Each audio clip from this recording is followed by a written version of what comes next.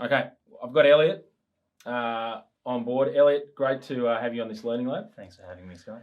Now, what would be really helpful just to hear is how did you get into Christian ministry? How is it that you sort of got raised up and pushed out into this space? My story is a bit similar to Euge's. So I grew up in a pastor's home, which meant that my default was to not go into ministry. But that changed as I came to a deeper understanding and appreciation of the gospel.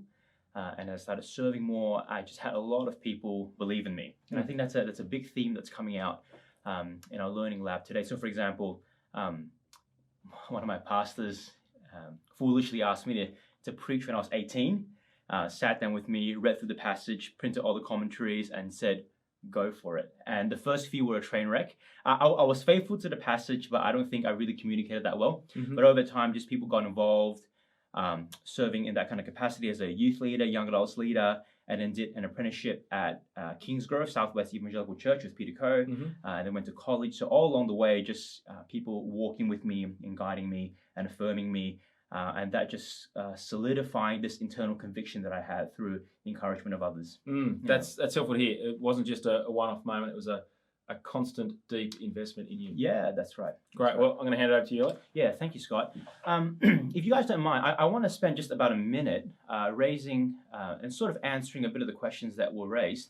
My task today, right now, is to speak about how Grace Point goes about in raising vocational gospel workers. And I think one of the foundational principles that was helpfully outlined is that we need to do it more broadly. And so one of my roles is to equip not just vocational gospel workers, but also lay.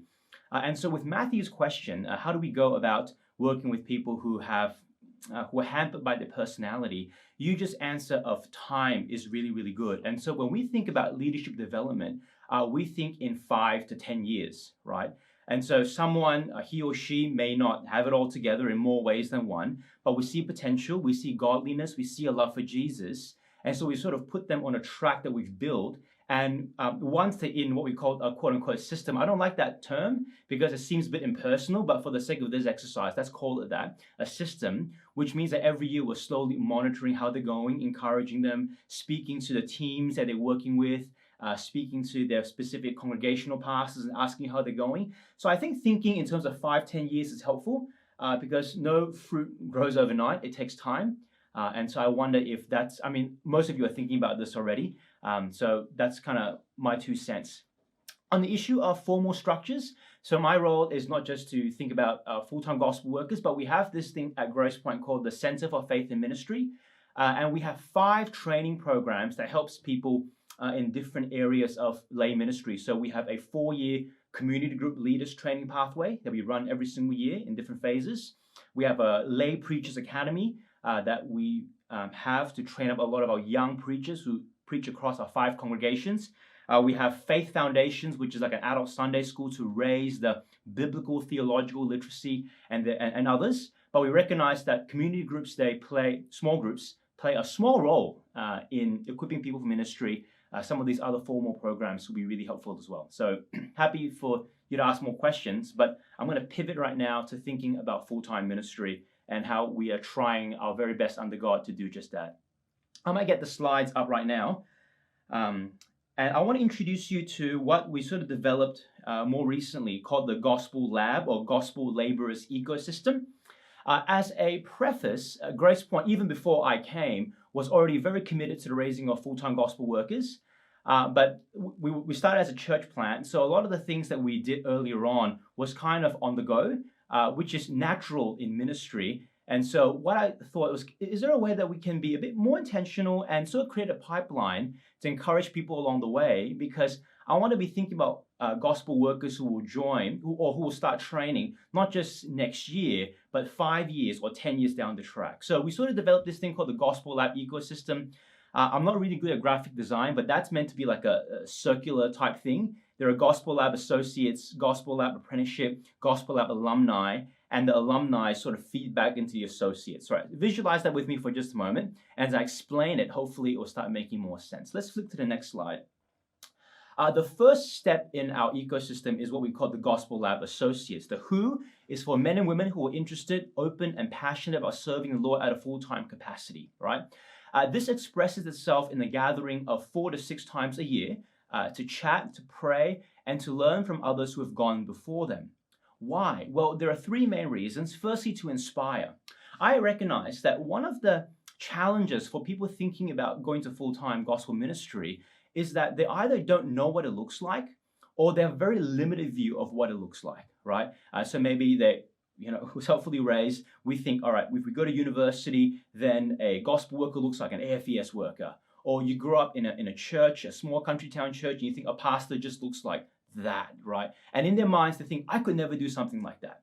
The purpose of the Gospel Labs Associate Program is to bring different speakers along, and I'll introduce some of them to you in just a moment, and just put before them different people involved in full-time gospel ministry and have them talk about what it's like to serve God in their capacity, and to get our people to think, oh, wow, this is more than what I thought it would be, right? And hopefully that would inspire and start having some really important conversations, right? Next is to identify. Now, the Gospel Labs Associate Program is a by invitation thing only. We want to make sure we're getting the right people into the room, but our whole church knows that we run this. And so when someone comes up to me and goes, hey, Elliot, I've been hearing about this thing. Can you tell me more about it? Or would I be able to come along? That in itself is a kind of self-filtering process. Someone who's motivated enough to talk to me or to talk to the community group leaders about it. I think that's actually really powerful. Their intentionality and their willingness to step out. And so a gathering of this is people who've thought about it, who are prayerfully considering it and coming together to think about it. And the third reason is to invite, right? To have a conversation. So I see a room. Usually we have anywhere between 10 to 20 people, depending on the season and depending on the speaker. And I look at these 10, 20 who are not currently trained for full-time gospel ministry, and I think these are the people that we need to pay lots of close attention to in terms of lay leadership development, but these are the people that we need to start continuing to encourage along our ecosystem, our pipeline. Let me scroll down to the next one and give you a quick sample of some of the speakers who've come along, and you'll see that they come from different contexts. Some local, some overseas. They speak on a variety of topics, usually topics that they're particularly passionate about, because when they speak, I want their passion and their energy and their enthusiasm to just ooze out of them, because I think there's something infectious about that. I won't go into details, but many of these people you will know serving in church, parachurch, mission organization, men, women, young, old. Again, it's just to break a lot of their preconceptions of what full-time gospel ministry is and help them be more creative. And I think that's critical as we move into the future. Creative forms of ministry are going to be critical. And so this is just trying to help them break outside of what they would think as a mold for what gospel ministry looks like.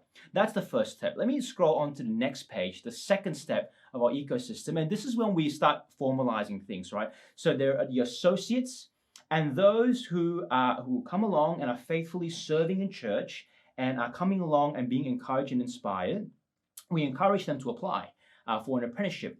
And I personally think that apprenticeships are incredibly powerful as a way to stretch people and to help them to think harder about, hey, is this what God's called them to? It's a affirmation process, right? So many of you are familiar with apprenticeships, right? Men and women who want to be assessed to be suitable in terms of thinking about full-time gospel ministry. The apprenticeship is a 2-year program that gives them hands-on experience in gospel ministry. And the purpose is threefold: to discern, is this for me? As I do this in a full-time capacity, is this what God's called me to? To discover, what are my strengths and weaknesses? One of the key aspects of our apprenticeship is thinking about feedback. So self-awareness is something that I would love to continue to instill in our apprentices. What did I do well? What were my weaknesses? What is one thing that I can improve on the next time I do it? And to get them to think about them on their own before I have a conversation with them. Because the reality is most of these men and women will go on to serve in contexts where there are no teams, right? We would love to see more team ministry, and that's all the jazz right now. But the truth is, it's hard to get teams. And I think growing self-aware gospel workers is going to be so critical for the health of our church and our city. And obviously, the last reason is to decide what's next.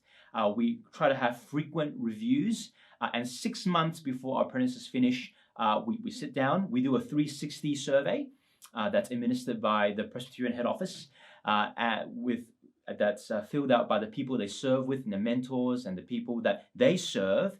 and the pastors sit down and work out, all right, is college the next step for you?